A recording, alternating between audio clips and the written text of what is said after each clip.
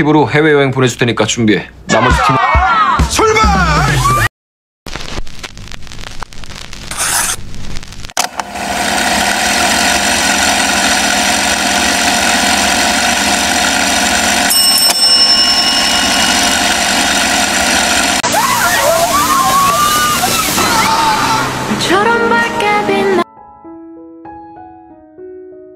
Lalu pada saat di pesawat, Kwon yang duduk di kelas bisnis mulai kesepian karena yang lain duduk di kelas ekonomi. Sansik yang sedang duduk bersama Sarang yakin sepertinya bosnya sedang mengetesnya untuk belajar menjadi manajer eksekutif. Makanya ia sekarang berperan dalam jabatan tersebut. Lalu tiba-tiba Kwon datang karena menurutnya tiket mereka tertukar dan Sansik seharusnya duduk di kelas bisnis. Seolah menunjukkan jika perkataannya benar, Sansik pun menerima tiket tersebut dan pindah ke kelas bisnis. Padahal maksud Kwon adalah ia bisa berdekatan dengan Sarang. Meskipun tempat duduk di kelas ekonomi tidak bisa dimiringkan, asalkan bersama Sarang, Kwon sudah senang. 그러게 괜히 자리를 바꿔서 굳이 함께하고 싶네.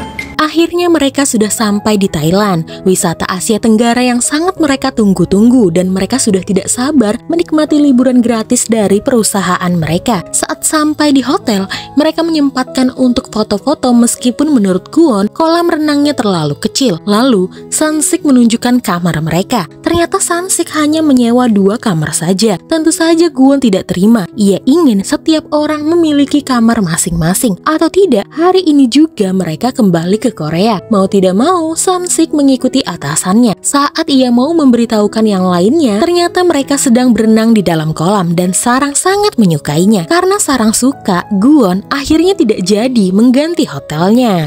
진짜 그래도 돼요? 응. 진짜. 어때요? 다행이네. 닭이 이제 별로 안 온대요.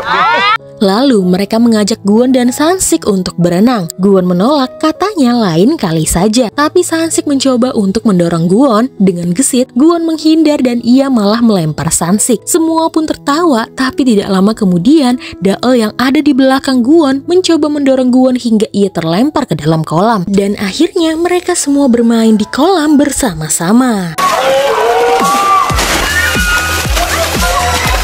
Setelah itu, Pak Yo alias Sansik merencanakan perjalanan kuliner yang menyenangkan dan diam-diam Kwon dan Sarang merencanakan untuk kabur dari grup jika mereka semua sedang lengah. Dan Pak Yo juga memberikan mereka baju seragam agar mereka tidak tersesat di mana baju itu memiliki arti semangat. 팀장님, 우리 이번 여행 컨셉 뭐죠? 으쌰, 으쌰. Jauh-jauh ke Thailand, Pak Yo malah menyarankan makan mie Vietnam. Awalnya Kwon menolak, namun setelah menyicipinya, ternyata mie-nya sangat enak dan mereka semua kekenyangan. Namun, ini semua baru awal karena mereka akan berburu kulineran lagi. 보고 완전 다 망했어. 나 이 시간 Sampailah mereka di jajanan Thailand dan Sarang membeli es krim, lalu kemudian Kwon menemaninya. Lalu Sansik menyuruh Kwon untuk membayar semua makanan yang telah mereka beli. Kwon sangat terkejut melihat banyak sekali makanan-makanan yang mereka beli, padahal baru tadi mereka berkata kekenyangan. Namun meskipun begitu, mereka tetap menikmati kuliner pada malam itu. Sementara itu di Hotel King, Hwaran tahu dari Somi jika Kwon mengadakan trip perjalanan gratis untuk karyawan terbaik dan Hwaran bingung mengapa ia tidak tahu dengan hal tersebut. 킹그룹에 내가 모르는 일도 있네요.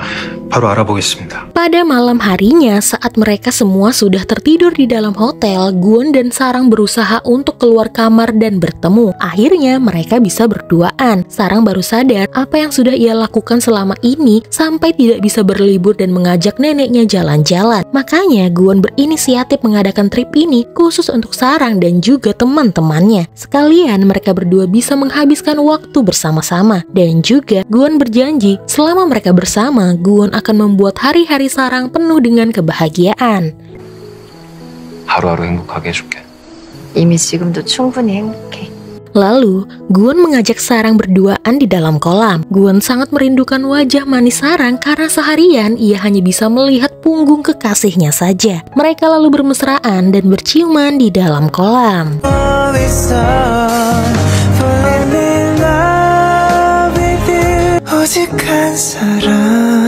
Keesokan harinya, Sansik mengajak mereka semua untuk berwisata mengunjungi candi terkenal di Thailand. Di sana mereka habiskan dengan foto-foto bersama dan juga berjalan-jalan. Lalu pada malam harinya, Sansik membawa mereka ke kapal pesiar di mana di sana ada kejadian lucu di saat Gwon ingin membawa Sarang kabur, tapi ia malah memegang tangan Sansik. Lalu akhirnya mau tidak mau, Gwon tidak jadi kabur dan memilih naik kapal pesiar bersama dengan mereka. Saat mereka mau makan malam, tiba-tiba Rowoon datang menghampiri Pyonghwa. Pyonghwa kaget karena tiba-tiba Rowoon menghampirinya. Ia berkata sebelum terbang mereka sempat saling bertukar pesan, tapi Pyonghwa tidak menyangka Rowoon benar-benar datang. 이로운이라고 합니다. 방콕에 비행 왔다가 Sekarang, tim mereka sudah bertambah 1 orang dan hal tersebut tidak mengurangi keseruan mereka saat menikmati liburan di Thailand. Bahkan, hanya dengan waktu singkat, Rowoon bisa ikut membaur bersama mereka semua dan ikut bersenang-senang. Sampai kemudian, Rowoon harus pamit meninggalkan Pyonghwa dan yang lainnya. Namun, Sansik menyuruh Rowoon untuk menginap di hotel mereka saja. Dan dengan senang hati, Rowoon menerimanya asal bisa lebih lama bersama dengan Pyonghwa.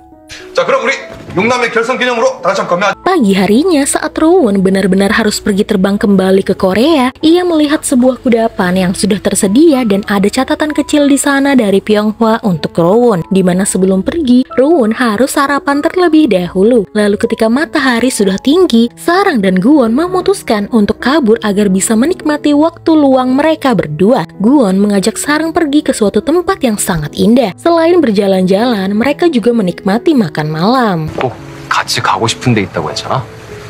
너무 예뻐요. 그림 같아.